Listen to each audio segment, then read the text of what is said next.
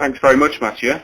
With regard to data subject requests, what is best practice to store data so that organisations can best respond to them? Over to you again. So the first thing is really to map out where your data is. Map out your own ecosystem, your different silos within the ecosystem, and where you may have data pertaining to EU data subjects within that ecosystem.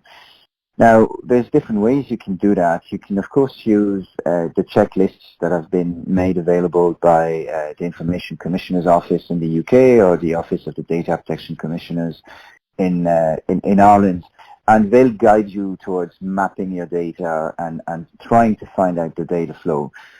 However, typically you should probably use tools and data classification tools that allow you to look for any data that is covered under GDPR, any sensitive data, any credit card holder data, banking information, any type of health information.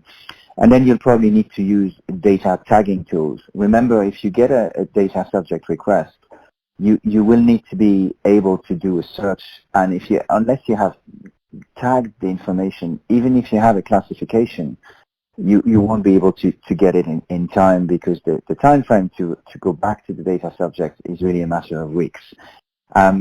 Then comes the concept of secure storage of data. Under GDPR, as is already the case under the old regime, you need to take appropriate security measures to protect the data based on the impact that the data might have, based on the impact that a data breach might have on the data subject.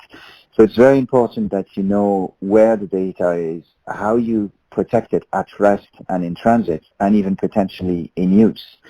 Doing this demonstrates what's known as accountability under GDPR, and the regulators have already made clear that they're going to look at storage of data, and they're also going to look at access to data and protection of data. They also talk about that idea of toxic data. Any data that you don't need to keep, that you don't need to store, why do you actually keep it? Because you're essentially augmenting your risk surface, and you shouldn't do that.